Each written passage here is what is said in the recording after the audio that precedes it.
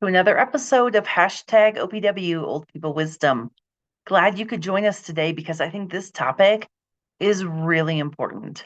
It's really important for anybody that wants to be in any sort of relationship. I don't just mean romantic relationship, I mean any sort of relationship. However, it could end up being the most critical in your romantic relationship. Let's talk about what is said versus what is heard. It's a big deal. When you're talking about listening or speaking, it happened at least 3 times already today.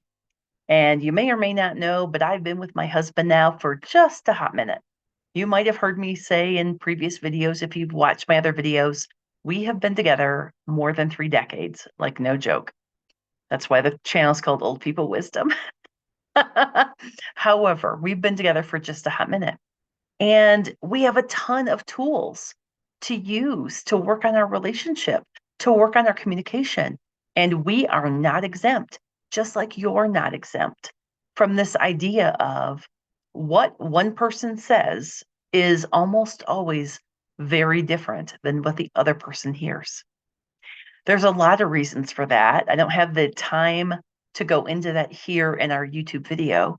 However, it has to do with the way we process information, the way we take in information from our 5 senses from the outside world, and then the process that they go through, that information goes through when it goes through our reticular activating system. It goes through a process called delete, distort, generalize. At least 3 times today, just with Ray and I, what was said and what were heard, 2 very different things. Now, if we weren't diligent about doing the work that we do, it's very easy that a miscommunication could spiral out of control and land you in a very weird, funky place in your relationship, right? So let's talk about it. How do you solve this problem? One tool or tip would be use precise language. That's a really big one. Use precise language. Do not just use pronouns for everything, like he, she, there, over there. When I was growing up, my parents were from the South. They were from Arkansas. Excuse me, my grandparents were from Arkansas. And I remember being a kid, and I'd say to my grandma when I was visiting, "Hey, where's Grandpa?" And she'd say, "Oh, he's over yonder, over yonder." I had no idea where yonder was until I was a teenager. I thought yonder was an actual place, right? It just means over there. That's just Southern for they're over there, which is hilarious to me, right? So, how often are you using non-descriptive language? And yet, here's the rub, you expect the person you're talking to figure out what the heck you're talking about, right? That's a real big ask for you when ultimately it's your opportunity for clear communication, not your listener. Or how many times do you say something and your listener is often running with whatever it is you said, but what you said was not accurate because your listener cannot see the pictures in your mind.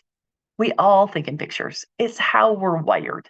And we see pictures in our mind. So if I'm describing to you the picture in my mind, I have to do an accurate job of describing the picture in my mind. Because if I only give you a tenth of the information, that means you only have a 10% chance of getting it right. So whose responsibility is that?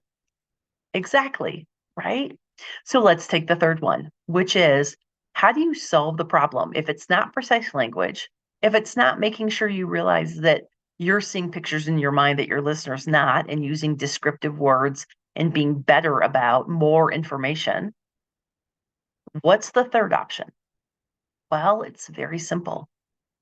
When Ray and I are communicating with each other, oftentimes one of us will say something of importance, and the other one will say, "Here's what I just heard you say."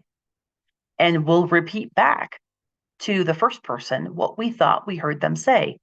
Operative word, what we thought we heard them say. And guess what? If you're engaged in that kind of communication, neither party gets to get irritated or pissed off because the whole point is to try to get better communication.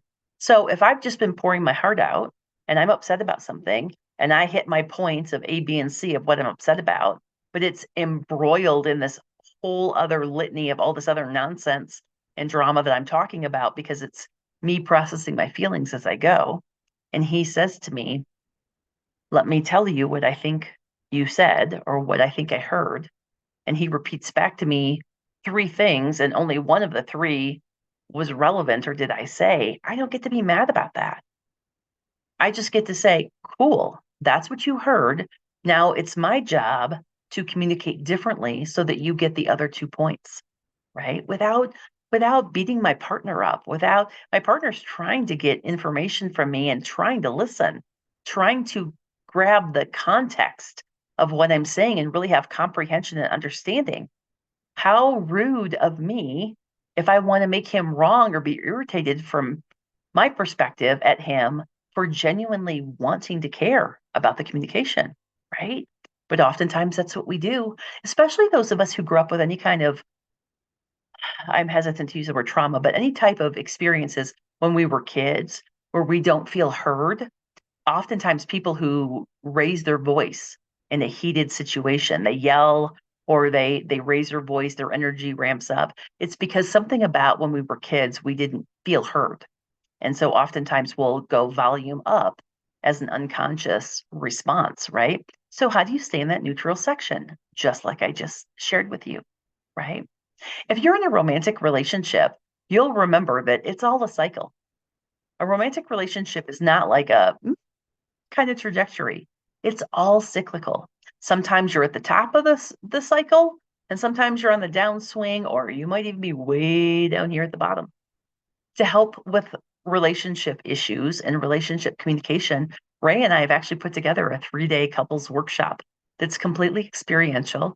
And yes, you do have to come to Denver here to experience it, and it's well worth the travel. It's well worth the trip. The cost is incredibly low considering the amount of value you're going to get. I was looking over it. Boy, we could have easily charged 5 times what we're charging because there's that much content and value packed into it. And plus, it's experiential. You're going to get hands-on learning with this class.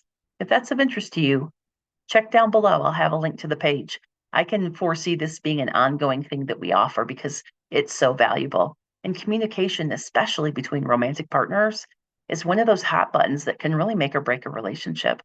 Thanks for hanging out. If you've enjoyed this version of old OPW, I almost combined old people wisdom and OPW together. If you're enjoying old people wisdom, feel free to share it with somebody that you think could benefit from the learning here. And remember, if you're not already, hit the like button, subscribe, and hit the notification bell so they'll let you know as we get new videos posted. Thanks for your time today.